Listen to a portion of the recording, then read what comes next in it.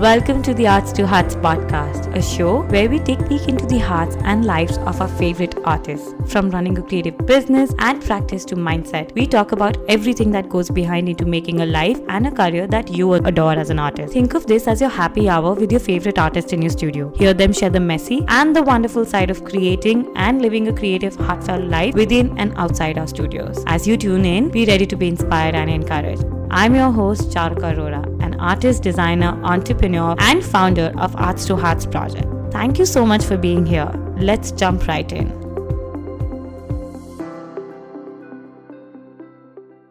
This episode is a part of a special expert takeover series where artists, gallerists, curators, and other industry experts guest host a special episode and share some actionable tips, personal experiences, and valuable learnings with you. I hope you enjoy this episode and share with others.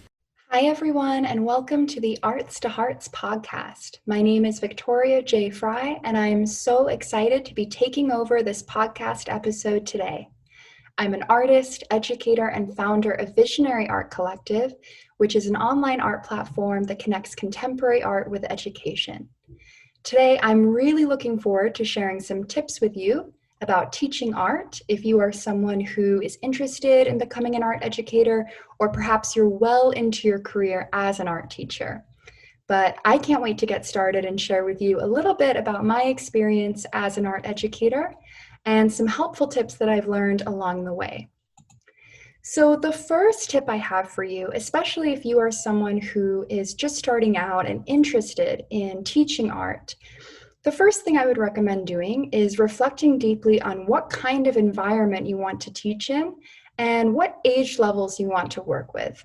So do you want to teach in a traditional school setting? Are you interested in online teaching? Do you prefer private lessons or small group workshops? Perhaps you're someone who's interested in teaching in a museum or gallery setting. Teaching artist positions are so much fun, and that's actually how I started out. So once you get clear on the kind of environment you want to teach in, what capacity you want to teach in, and also the age levels that you want to work with, then you need to start thinking about the kind of content you want to teach. So anytime I'm designing a lesson or planning a curriculum, I'm always thinking about the kinds of artists I want to introduce to my students, and really making sure I have a wide range of artists to introduce them to, the kinds of art movements I want to teach about, and then of course, techniques, styles, and how I'm going to teach my students the skills that they need to learn and how I'm going to build upon those skills over time. One really helpful thing for me is to do backwards planning. So I often think about the skills that I want my students to leave with at the end of the year. And then from there, I think about how I can sort of scaffold those skills so that by the time our work together is done, they have achieved whatever it is that I have put in place for them. The next tip I have is to develop a plan for setting expectations to really bring out the best in your students. Now, sometimes when we think of classroom management, we have this kind of old school association, but classroom management really just refers to creating a safe and respectful environment so that your students can do their absolute best work.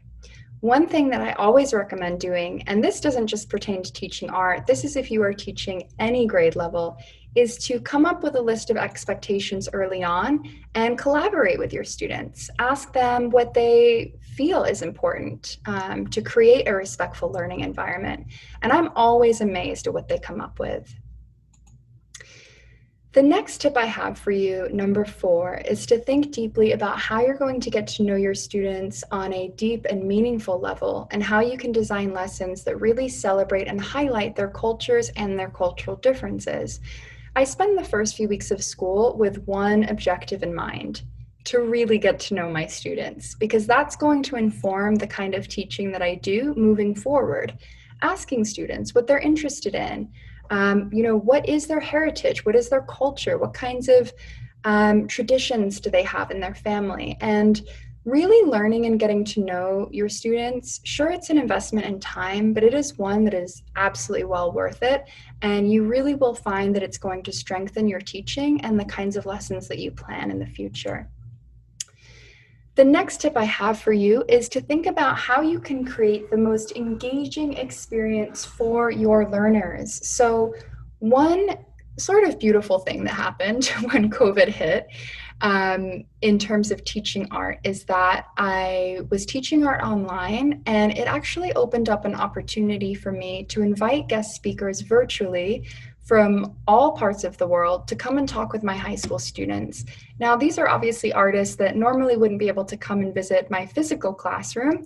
So having them online to chat with my students, answer any questions that my learners had, was actually a really powerful and eye-opening experience. And it was super exciting. It kind of mixed things up a little bit. It took my students out of our daily classroom routine and put them in a situation where they were able to converse with a living artist. And it was really exciting for them. The next tip I have for you, and this one is super important, is to bring your own practice and passion into the classroom.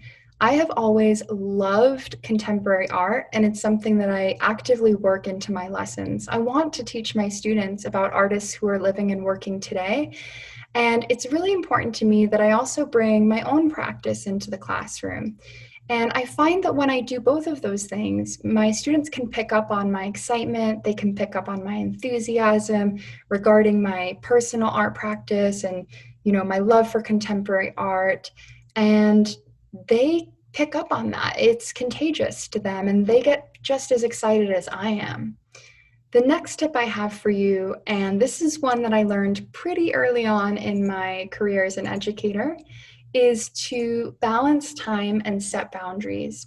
If you are someone who has worked with kids, maybe you're a parent or an educator, if you have taught in any capacity, you know that teaching requires a ton of energy, mental energy, emotional energy, physical energy, and it's really important that you set boundaries from the start. I decided pretty early on that I wasn't going to check emails after 6 o'clock in the evening, and I stuck to that. So those few hours before bed were reserved for me to engage in my art practice or even just relax and unwind and kind of take my mind off of everything so that I could return to the classroom the next day feeling recharged and ready to go. And one saying that I kind of live by is I'm an artist first and a teacher second. I've heard many other artists share that as well. And that's my mindset because I have to be actively engaged with my own creative practice in order to show up in the classroom the best way that I can. And in order to really inspire my students in the way that I want to, I have to be engaged in my own art practice. That doesn't always mean making art. Sometimes that means that I'm constantly talking with other artists, visiting art galleries and museums, looking at work online. All of those things are part of my practice and probably part of yours as well. The next tip I have for you is to build in reflection for both your students and yourself. That has been a game changer for me. This past year, especially with COVID, I actually implemented more reflection into my lessons than I ever have. And what it does is it gives students an opportunity to pause and really take a look at the work that they've created before just moving on to the next task and really thinking about the skills that they have developed and what they would like to learn. I always end my reflection with, what are your goals moving forward, so that students can kind of plan and keep in mind the goals that they set for themselves as we move into the next phase of the art making process. Now, while you are implementing reflection for your students, it's also important that you are constantly reflecting on your own practice as an educator and really being honest with yourself and thinking about where you can grow, but also celebrating the accomplishments that you have achieved. Sometimes there are implicit biases that we're not even fully aware of until we really take the time to reflect. One thing that it took me, a couple years to really come to terms with was that when I started out, I was mostly teaching about white European artists from the past, Van Gogh, Monet, Matisse. I love those artists. There's nothing wrong with teaching about them, but I was actually centering my entire curriculum around those artists. I wasn't teaching about women artists. I wasn't teaching about Black artists. I wasn't teaching about artists of color or even contemporary artists. And since then, my mindset has really shifted and kind of done like a 180. Now I am very active in terms of, and very intentional with how I teach and who I'm teaching about. You want your students to see themselves reflected in the artists that you're teaching about, because it will create a stronger and more meaningful experience for them. But I wasn't able to get to that point until I really, through a lot of self-reflection, realized that there were some errors. There were some pretty deep-rooted errors with the way that I had been teaching.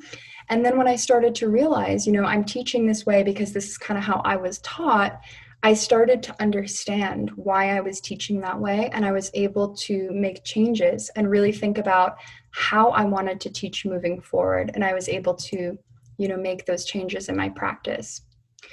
So with that, actually, that kind of segues into my next suggestion, which is to constantly commit to your own growth and learning, not just as an educator, but also as an artist. Because when we are committed to our own growth as an artist, that is going to translate into the work that we do in the classroom.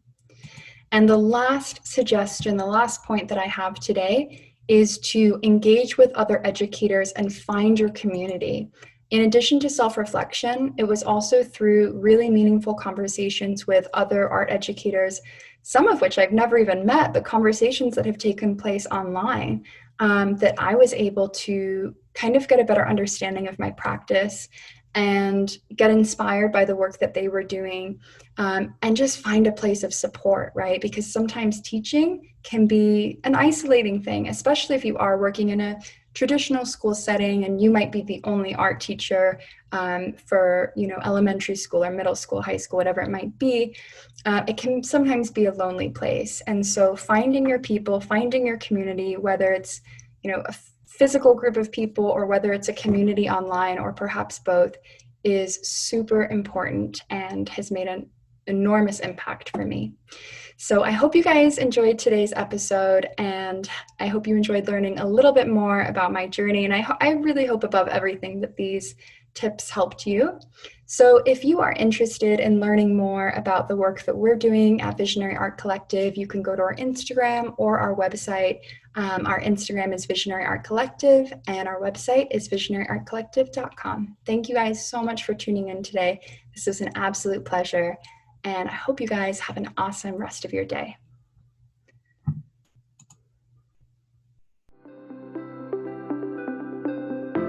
Thank you so much for listening to this episode. You can find all the details and links mentioned in the show notes of this episode available on www.arts2heartsproject.com. And if you like this episode, please don't forget to tag us in your stories and leave us a review here on iTunes or any of your favorite platforms. It really helps us to keep the show going. Thank you so much. I'm sending you lots of love, and I can't wait to be back here soon again.